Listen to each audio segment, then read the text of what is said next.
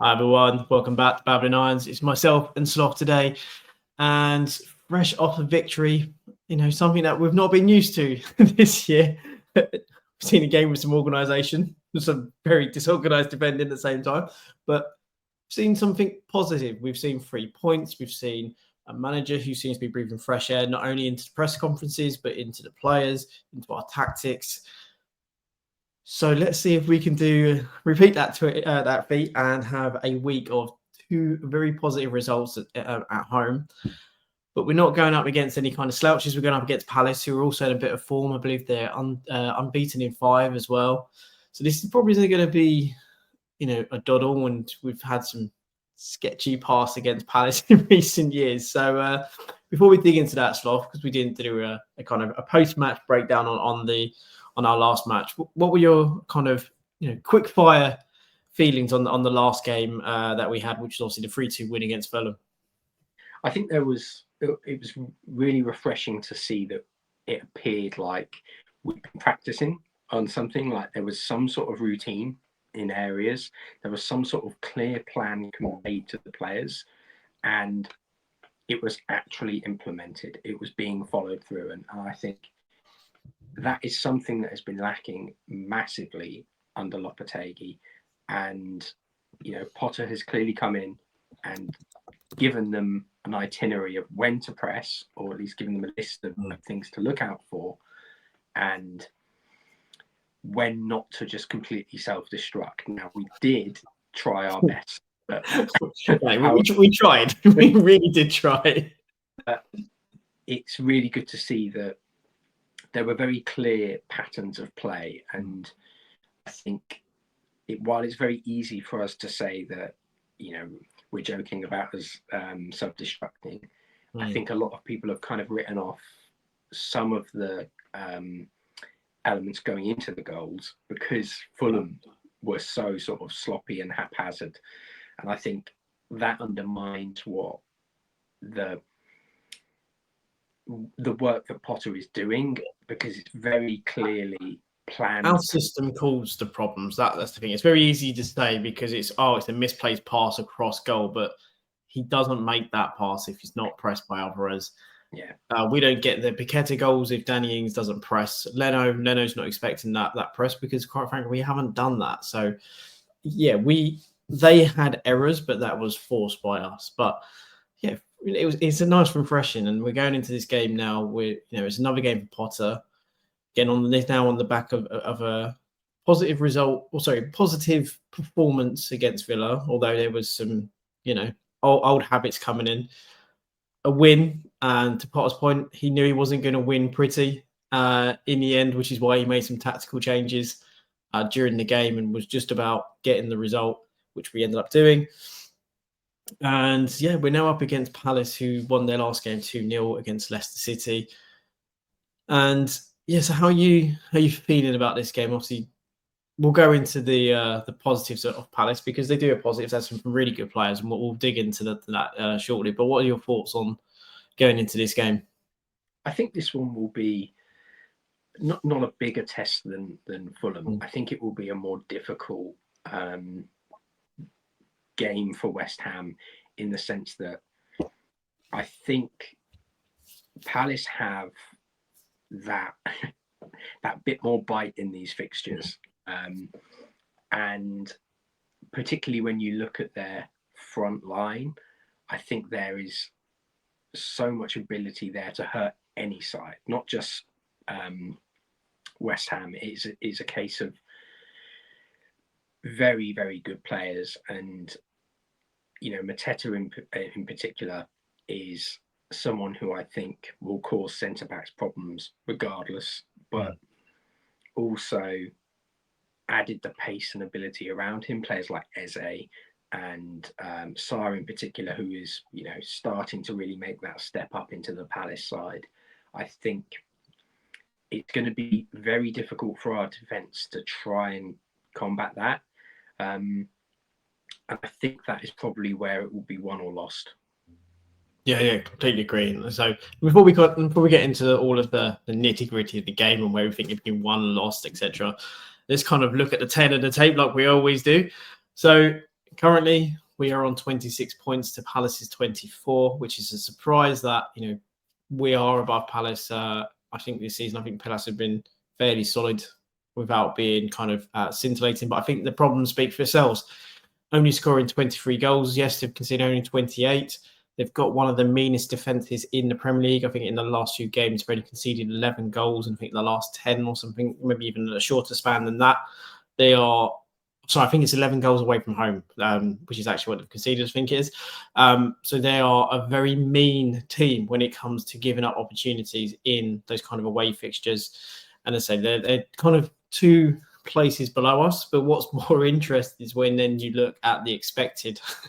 So we can see where Palace's problem is. They've only scored, was around like 23 goals if we go back. So, yeah, so only 23 goals.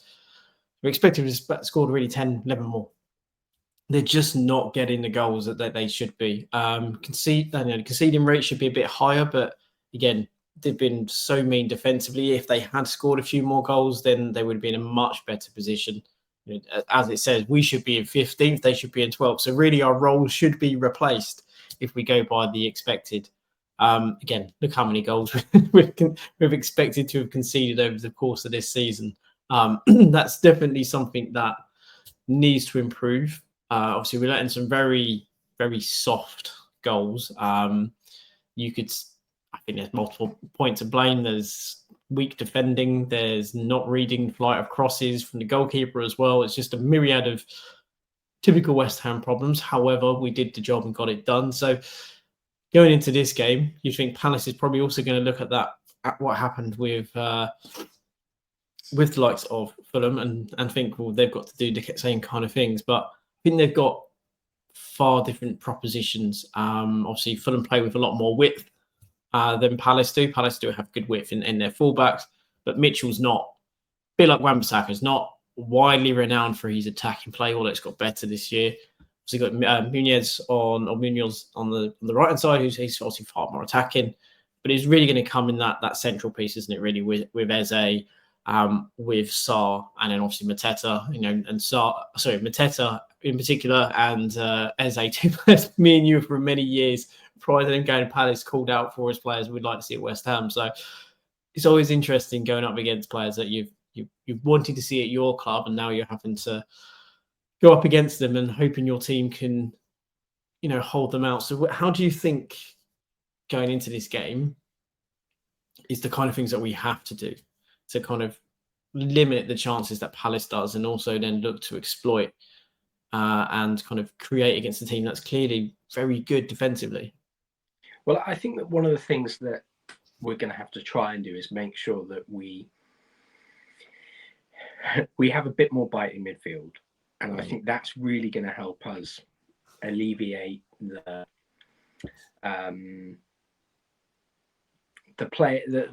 amount that Palace can play with Eze and Mateta.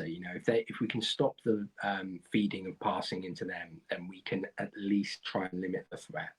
And I think that's going to be really important for us. But stopping Eze getting on the ball, for me, his delivery, his vision is going to be key for us. And it's one thing when you have someone like Traore, who just has blistering pace, and you can try and anticipate by giving them a bit more extra space. But when you have someone like Eze, who is agile, incredibly skillful, but then has the ability to, play through the sort of pass that I think so many West Ham fans attribute to like Lucas Paqueta, that sort of line breaking pass. He can do that at the drop of the hat, and I think making sure we're closing down their supply and really pressing into the midfield, making it difficult to play through, is going to be key. You mentioned Mitchell and Munoz. I think they are really talented players. I think Mitchell's someone that I really rate. Actually, he is defensively very solid, and while his delivery may be lacking, I think it's decent. It's going to gradually improve. So he's a player that, bearing in mind his contract, I think is up in the summer. And we've moaned about maybe Wan-Bissaka not having the best maybe output at times going forward, but I think every club in the Premier League within reason, he's going to be looking at Mitchell in the summer, thinking that's a player they should be moving for, because he's still young, British, very good player, very good technically, brilliant defensively. Attacking play can improve, but maybe under the right manager. I think most managers will have the self-confidence and, quite frankly, the arrogance to believe that they have the ability to bring that out of a player. So I think that's an interesting player, I think, for a lot of teams going into this point of the season, because I think they're all going to be looking at him as is this a player we can try and nab from Palace? And, that's really a compliment to Palace as well, I would say. I know Palace fans may not see it that way, but it is a compliment that they've produced yet another player from their youth team that other teams in the Premier League are coveting and actually have a lot of high praise for. I think we're quite fortunate in this game in that I think Lerma's been ill and there's potential he's not going to play. So that's a very good, strong midfielder for them that's out. Decore is someone who me and you have liked for many years, hasn't really been in the team. And Wharton, again, another player me and you have massively praised before and wanted to see at West Ham, also looks like he's ruled out. So there is arguably a chance there for West Ham to really try and stamp a bit of authority in that middle of the park. And, based on the teams that played in the last game, this is likely the formation to our one. Granted, it's set up in this kind of three at the back and then, kind of four midfield, two just behind the main striker. But as we full well know, that this actual formation for us is very much quite loose, and we can drop that into a back four with Kudus moving up alongside Souček and Soler. So I think with us, we know we can kind of amend and augment our kind of one. I think Glasner he's very much, this is his formation, this is how it works, this is how it plays. So when I look at that team, I would say we have to target Lerma if he is not 100%, and we have to target Hughes because that is probably going to be our avenue. If we can win that midfield battle there, then I think we have a very good chance. We know Potter's teams like to have the ball. If we're able to do that, we're able to potentially even use Paqueta to drop in from that centre forward position to kind of vacate that and cause the defenders not to know to mark. And that gives Soler maybe a bit more space, a bit more to Souček, and even allows maybe Kudus to join from deep. It could be interesting. We could really quite overload that too. I do feel that that's probably our best route in, is just we have to win that battle. If we can win that battle, then we're in a good place. And again, not having Wharton play does give us that opportunity to maybe prevent passes and balls into the likes of Eze more consistently, because he is a very good finder of players. And I wouldn't say Lerma or Hughes are to the same level as Wharton. Well, I think it's really interesting because, you mentioned Hughes, and we were linked with him earlier in the window because obviously he's out of contract at the end of the season. And I think quite a few West Ham fans turned their noses at him. That is completely, for me, when you look at the issues we've had in midfield, that is completely unacceptable. Right? He's head and shoulders above Rodriguez at the moment in the league in terms of performances. And I know people might go, oh yeah, but we're above Palace in the table. Well, that doesn't really tell the tale of it's a flattering position for us, because if it was based on expected, and I know again based on expected isn't necessarily a true reflection of the world as it is, but Palace by and large should be in a much better position. The position they're in is really in some ways a false position, because they have defended well, and in the last few games, particularly away from home, resolutely. Their problem has been getting goals. Well, I mean, if we'd had Will Hughes in our centre midfield, we'd have conceded a lot less goals, in my opinion, because he's someone who is constantly working. He is covering that back line. He's willing to get stuck in and pick up a proper professional foul, and he's also got a vision for a pass. Now, as you mentioned, it's not quite the same as Eze, but he can help you alleviate, start a counter. He can alleviate that press against you and a move against you by putting in a tackle and suddenly finding a pass. And I think that when you really look at him, it's going to be a case of they're two are key in that midfield for releasing the pace that they have. and we managed to do quite well against them, obviously in the reverse fixture at Selhurst Park. Rode our luck, I think, for a majority of that game, but we come away with 2 goals, and I think, as we mentioned at the time, when Fulcrum came on, it really helped us because we had a central figure against that defence, which really kind of helped us kind of come through. But it's going to be interesting now because we're not going to play over centre forward. It is potentially going to be a lot more flexible in that front line. I think if we can get Paqueta up top again and using his link-up play, I know that that Palace backline, people have made a bit of a fuss about Chalobah returning to Chelsea. For me, he was their weakest central defender anyway. I think LaCroix and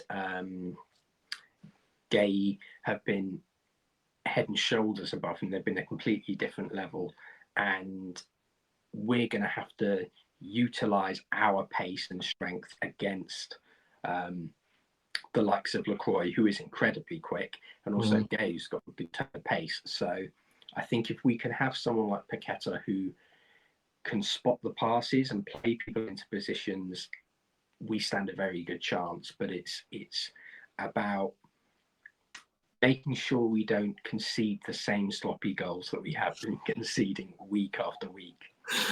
Yeah, and the Fulham one was particularly, I think, galling because it's one of those passes where if it touches the defender, it's probably a goal anyway because of the way the ball was put in. But it was the movement of Fabianski, which kind of irks many because it just didn't seem to read the flight. Defenders could have defended it better, but again, I think there's such an awkward balls in from Iwobi in both cases that it takes the slightest of nicks and then it can go.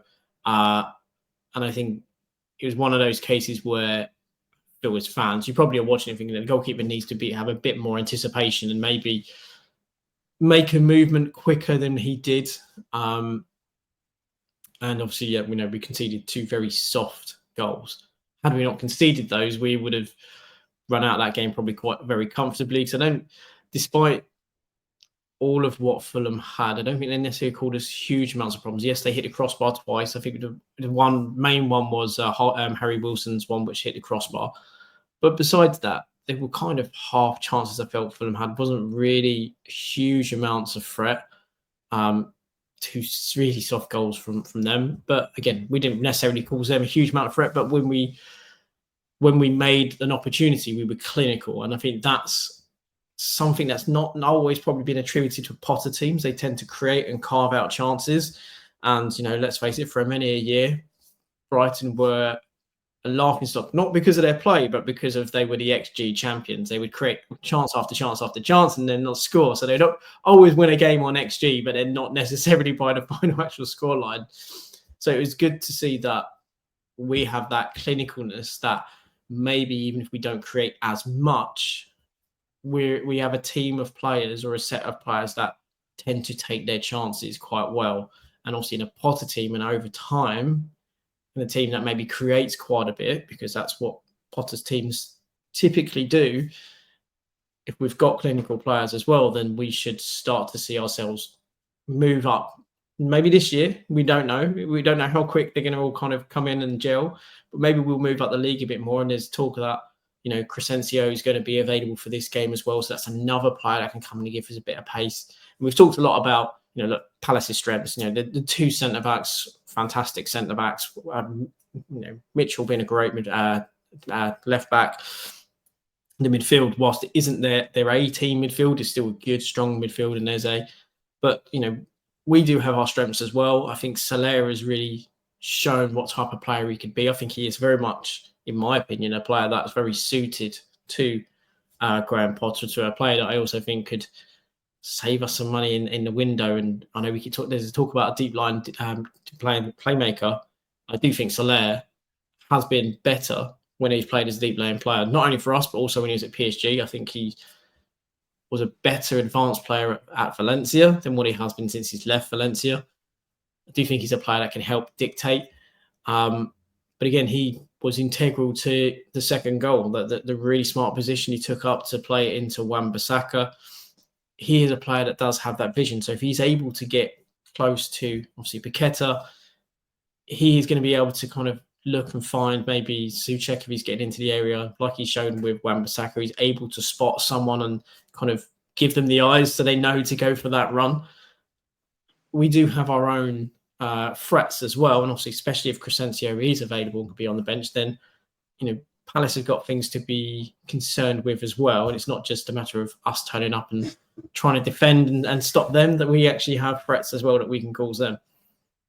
Yeah, no, I completely agree. And I think when you look at as an attack, it's very much a case of we're going to be reliant on pace and pressing. That's what we're going to try and do. Kudus, I think against Fulham was pretty anonymous. He really needs to step it up for me, especially if talk of this £80 million release clause is to ever come to fruition. For me, he doesn't look a £40 million player at the moment, let alone an £80 million one. I think he's showing glimpses, but he needs to be far more consistent. Do you think?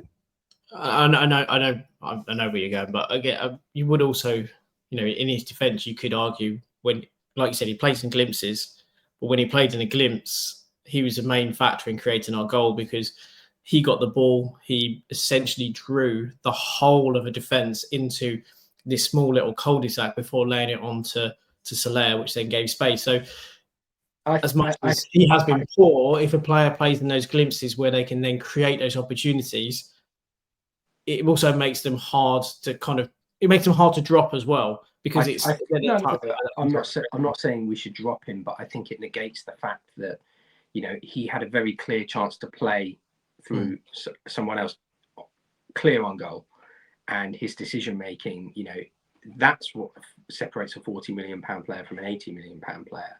The £80 million player plays that pass and we go another goal up. And I think also last year, though, he was in the same situation. He'd have a shot and it would probably result in a goal. So it's that other thing of sometimes if, like last year, if it's going well. I think there is an element of that. I think there is an element of that. But I also think that for me, he's not done enough.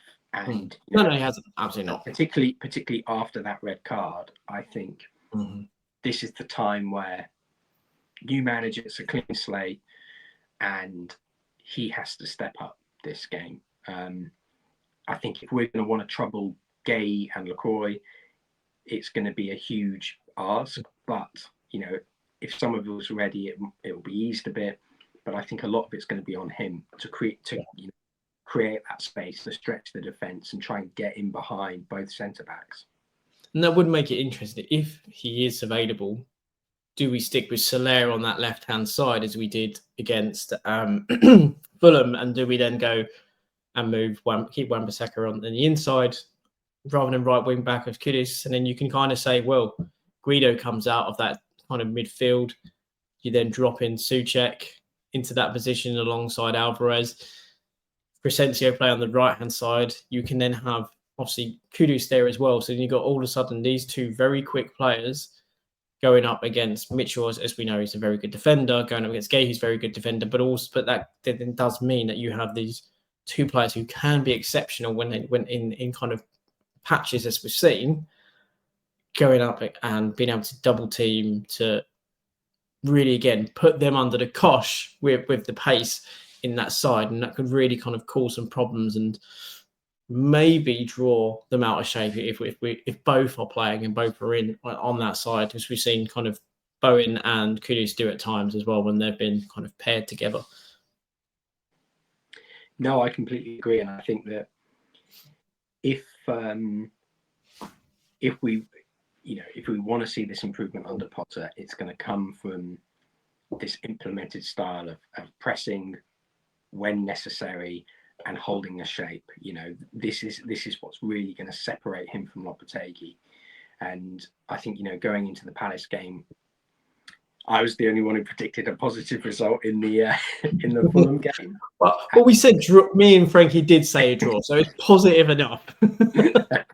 Yeah, no, that's true. That's a very glass half full approach. I was supporting West Ham for too long to be to be any other.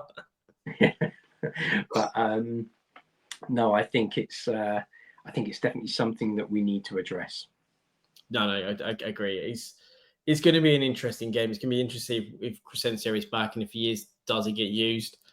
Obviously, there's talk of Gilhem potentially having interest as well, and whether he plays or not. That's a conversation I think for another day as to that situation. But again, what I do like is if he's on the bench and we intend to use him, as well as having Crescencio back, we do have two players we can bring on who have exceptional pace that can cause teams trouble, because pace is sometimes a bigger attribute than being able to even trap or control the ball. Being able to just knock the ball past the player and just sprint past it is sometimes it's worth its weight in gold, and it can take players to levels that maybe they probably people didn't think they would, but because pace is an incredible asset to have, especially in the Premier League, have them, it is fantastic. And again, we do have young players that are potentially going to come in again, like Ollie Scholes, maybe even Orford as well. I think there's quite a few positive things in there with West Ham at the moment. Yes, we do need to strengthen. I think that's going to be very clear. When we looked at those lineups, it's very clear we need to add strength to our team and add depth. However, I'm still positive, and at the moment, I genuinely don't care about results at the minute, because I want to see what Potter is trying to do, and the way he's trying to integrate some of this youth as well. To me, is actually showing such a breath of fresh air.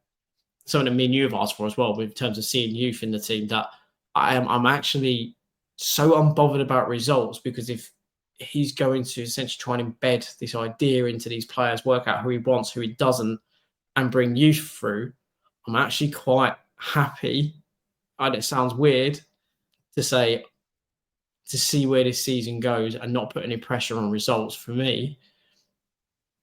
But what's the weird part about this season is we start picking up a couple of results. If we beat Palace, maybe get a win in the next game, all of a sudden our season is completely changed, and we're in a position where we're going, well, we're around about 10th, 11th in the table, getting closer to the teams, around maybe 8, 9, 8, 7. And all of a sudden we start to then go, well, do we think we can get there? But I think that us getting to a position where maybe we can push a bit higher in the league really comes down to what we do in this window. And that's the big thing with us. Do we actually see our board commit in this window to the manager, to the team? And if we win against Palace, I think that's very much an indication to the board. I think that they have to. Well, I think if we'd already signed someone like Muniz to get in on a loan to buy, we stand a much better chance in this game. That's just a fact. I think if we actually have a centre forward, like, I don't know how anyone could argue that. If we have a centre forward, we have a better chance of scoring. Seems like a tough thing to say, but I do genuinely think that has to be the priority. The fact that we're potentially not coming into the Palace game with that is scary. We're already halfway through the window. But yes, I think I have a bit of confidence going into this. I don't know about you, but I think that takes us on to the predictions, doesn't it? Yeah, no, I think at the moment, when you look at where we are, and what Potter's done at the moment, I think that has bred some confidence. And I mentioned about, if we win this game, all of a sudden we start to look up a lot more. And the reason I said that is because we're on 26 points. Win the next game, go to 29, obviously. But if Brentford don't get a result and Fulham don't get a result, Fulham are then only 1 point ahead of us, and they're in 10th. And above them is Fulham, Brighton, who are on 31. Bournemouth have only got 34 points, and even Villa on 35. So if we was to win this game and say maybe the next 2 or 1 or 2, all of a sudden our complexion on this season completely changes. So I think what I've seen in the last 2 games allows me a bit confident, and I am going to be confident enough to say a 2-1 win. I think it's a home game again. I think people will be up for it.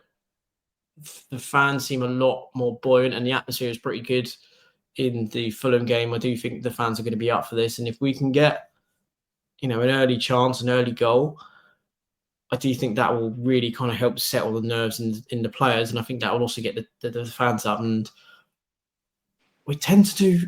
It's always weird against Palace because we have often had pretty good results against them. So I'm going to be positive.